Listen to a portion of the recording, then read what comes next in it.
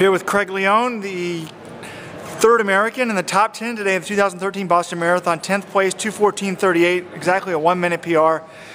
I'm assuming you must be pretty proud of yourself. Yeah, I mean, gosh, it was a lot of fun on the course today, and we had a really good group of Americans.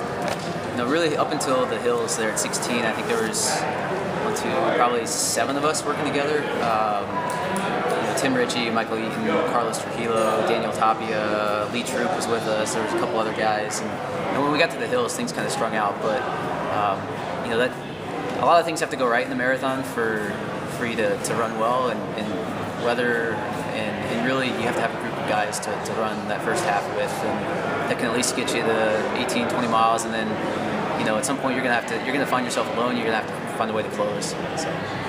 Right. Now, had you talked to those guys ahead of time? Was the plan to run again together as a group, or? I talked to Carlos a little bit, but even then, everybody kind of had this I mean, I think we all had the idea of running somewhere between 66 and 67 for the first half, and it just kind of worked out. It just kind of played itself out that we were kind of clipping off 5:0s here and there throughout the first half, and then, of course, once we got 10 miles in and we're all there, it's like we might as well work together at this point. So. Right. So you ran 66:38 for the first half, 68 flat for the second half. That's probably pretty even considering the hills. I mean, I was surprised. Like, we got through the first 2 hills, and I remember looking down at my watch one time, and we were still hitting the same pace, and I was like, well, this is kind of odd. Like, I mean, we're running well, and we're at the hills, and to be honest, it's not so bad. Now, when we got to the last 2, and especially Heartbreak, we kind of slowed down a little bit, but you get the downhills after that, and so we were still rolling pretty well through probably 22 or 23, and then 23, Daniel and I, we were still together, and you know, we're picking people off. We were slowing off of that like 5:05, 5:10 pace. We joked around afterwards. We both thought we were going to run faster. Like when we came through and we saw it was 2:14. I mean, I was happy, obviously, I'm in a PR, but a little bit disappointed. I mean, the rate we were going, I was like, man, we're going to run 2:13. And so it was kind of one of those things, like, obviously you're happy. And I had no idea what place I was at the time. I knew I was maybe top 20, but I didn't realize it was 10th until I actually got a chance to look at the results. So. But I'm definitely happy with you know, if you would have told me I'd been that close, at least in my splits, and yeah, I'd say that was a pretty strong finish. Now, like, I'm surprised some of the fans aren't yelling out your place, but is it like is it a boost of energy? Like when did you notice when you went by Darabah Murga or Levi Matibo? And when I passed when I passed Murga, I was like, wow, that's cool. You know, I was out here, and did he win in 09? I was out here in 09 watching. And I've seen him race a couple times, but that was pretty surreal. And I knew I was running well. Like we were catching up, and we caught Fernando, and we caught like Rob Watson. And so at that point, I was like, there are not that many guys in the field to begin with. We got to at least be up there in the top 15. I mean, you just feed off the energy, the energy of the crowd, and really even Daniel and I, like we were feeding off each other a lot, especially the last 15K. You know, kind of talking back and forth, like, hey, let's just go get the next guy, let's go get the next guy. And so, I mean, I owe a lot to him, at least for being able to hang on in the last 10K.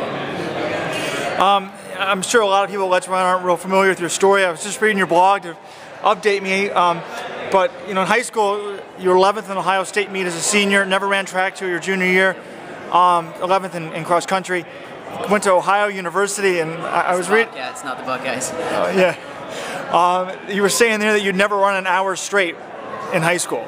Yeah, I remember the first time we did a 10-miler at college, and Athens, Ohio, it's relatively hilly. It's in the Appalachian, you know, foothills, and so we went out on this run. We had a 10-mile loop, and we got to around mile 6.5, and there's some hills on this loop, and I remember thinking, like, you know, when are we gonna stop? Like, are we gonna get some water at some point? Because in high school, we'd always make a pit stop at like one of the parks and get some water. So, I mean, I struggled the first fall I was in college. I mean, I ended up okay, but every day it was like I was just treading, you know, water, just trying to stay afloat.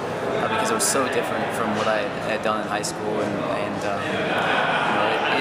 it ended up working out okay. Obviously, I turned out all right, but and it was a struggle there my freshman year. So.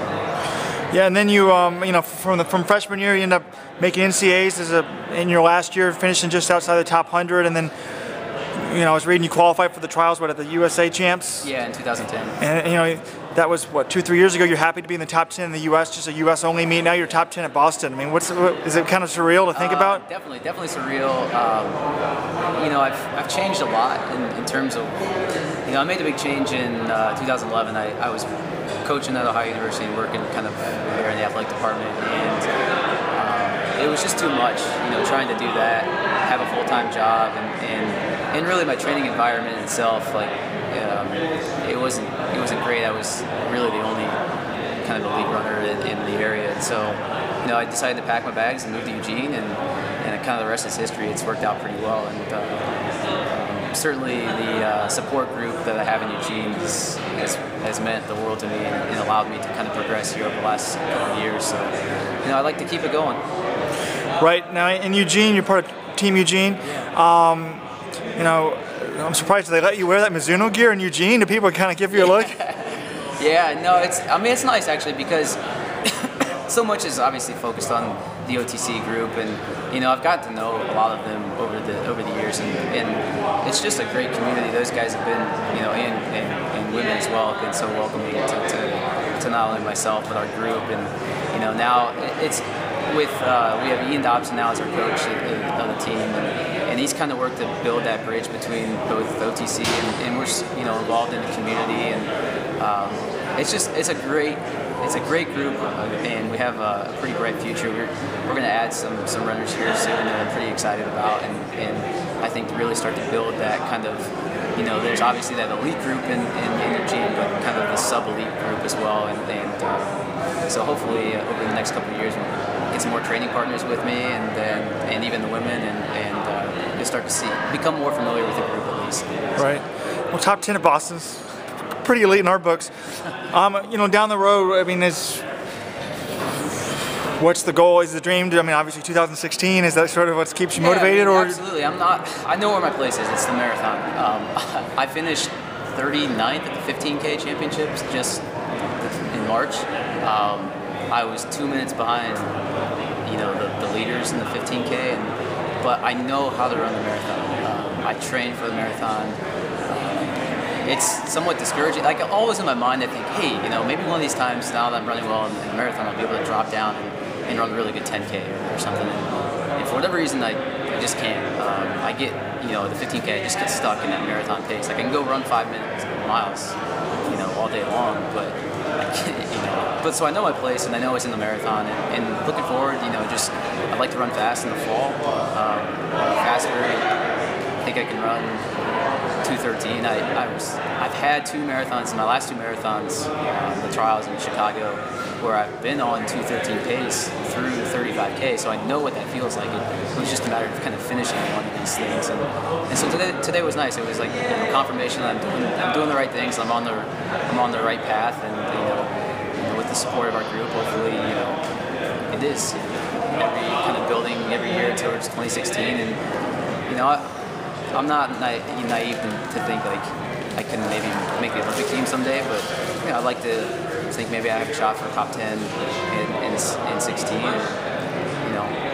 I just would be happy running fast. That's all you can do, and the rest of it, you can't really control what everybody else does.